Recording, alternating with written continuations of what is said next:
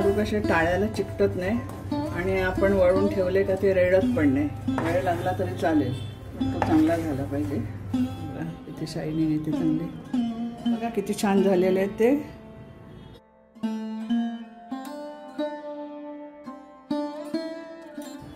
नमस्कार, वाव न्यानीमध्ये तुमचं स्वागत आहे. मैत्रिणींनो, तुम्हाला ही दिवाळी सुखाची, समृद्धीची, आनंदाची व आरोग्यदायी जावो हीच मी देवाजवळ प्रार्थना करते. आज आपण बनवणार आहोत रवा बेसन लाडू.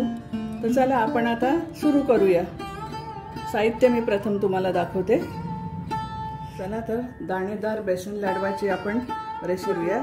त्यासाठी हे मी साहित्य घेतलेले आहे. 2 वाट्या बेसन घेतलं आहे, 1 वाटी रवा घेतला आहे, 1 वाटी तूप घेतले, ही वेलची पावडर आहे, हे ड्रायफ्रूट्स म्हणजे पिस्ता आणि बदाम मी किसून घेतलेले वरून आपल्या लाडवाला डेकोरेशन करायला.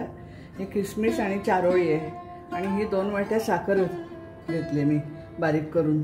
तर चला आता आपण गॅस जवळ जाऊया. इथे आपण पॅन तापत ठेवलेला आहे.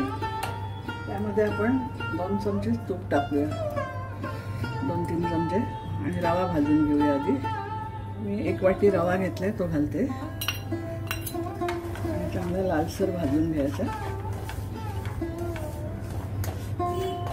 रवा बेसन लाडू कसे टाळ्याला चिकटत नाही आणि आपण वळून ठेवले का ते रेडत पण नाही. खूप असा छान लागतो, दाणेदार. आता आपल्या रव्याचा कलर बदलत चाललेला आहे थोडा थोडा.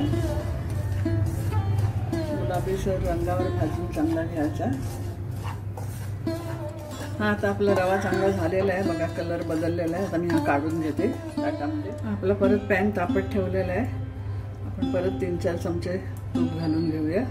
बेसन चाळून घेतलेलं आहे. कुठलाही पीठ चाळून घ्यायची म्हणजे ते हलकं होतं आपलं पीठ. आणि आता बेसन चांगलं भाजून घ्यायचं. हा बघा रवा आपला असा चांगला झालेला आहे, भाजलेला. सतत घाटत राहायचं.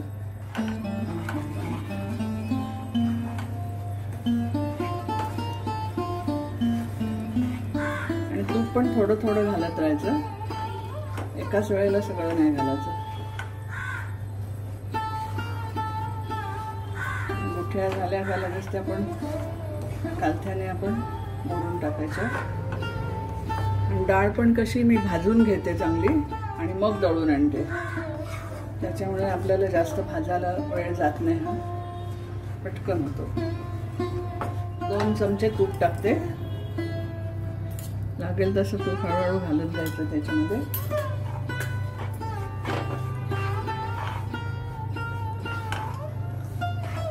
भाजता भाजता आपल्या गुठ्या पण ह्या कालथ्याने तोडत जायच्या, नाही तर मग आतमध्ये बेसन होत नाही गुठ्या राहिल्या का.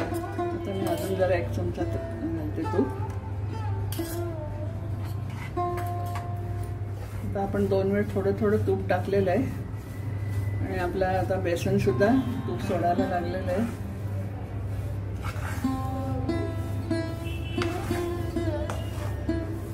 वास पण एकदम छान सुटलेला आहे, घमाट. असं मंद ह्याच्यावरच हा भाजून घ्यायचा.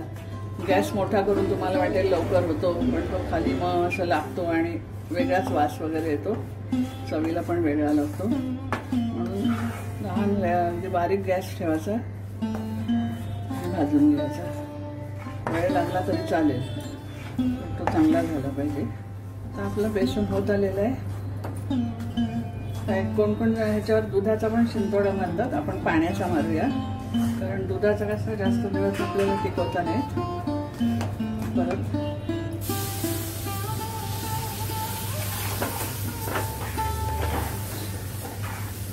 केल्याने बेसन चांगला फुलतो. 5 मिनिटं आपण चांगला करून घेऊया परत.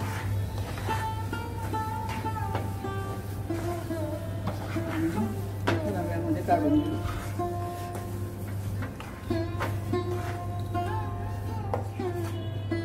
आता रवा मी या बेसनात टाकते आणि एकदा पूर्ण मिक्स करून घेते.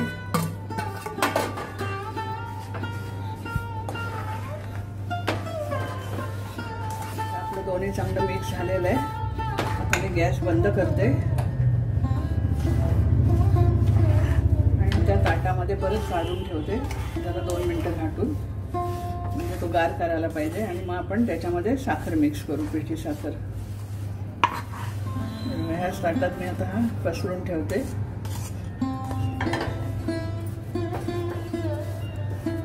साखर घालून चांगलं मिक्स करून गार झाल्यावर वेलची पावडर, आपले ड्रायफ्रुट्स वगैरे टाकायचे.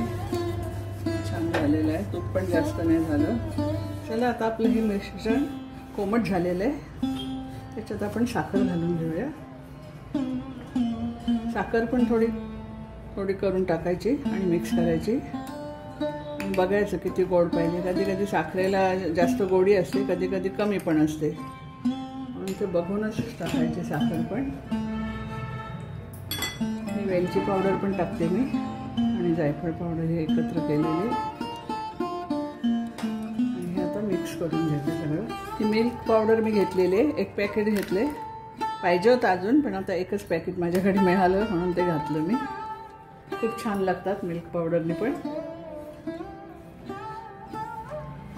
मी पूर्ण हे सगळं एकत्र करते आणि बघते किती गोड पाहिजे काय ते, तशी साखर घालणार. साखर आपली अजून लागेल थोडी.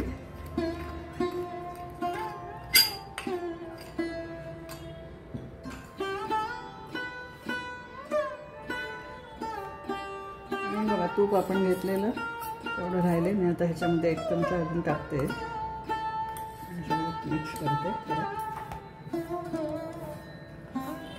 आता आपलं हे मिश्रण सगळं साखर वगैरे टाकून झालेलं आहे.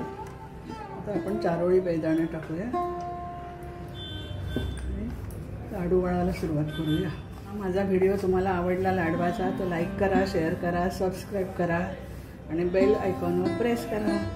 त्याच्यामुळे तुम्हाला नवीन नवीन माझे नोटिफिकेशन येत जातील. आता मी वळायला सुरुवात करते. आपल्याला किती लहान मोठा पाहिजे तसं तुम्ही करू शकता.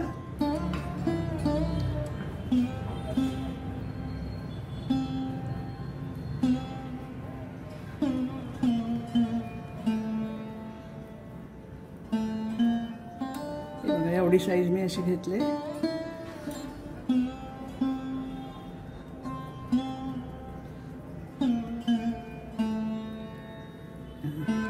त्याला शायनिंग येण्यासाठी असा हलवायचा जरा. हे बघा किती शायनिंग येते चांगली.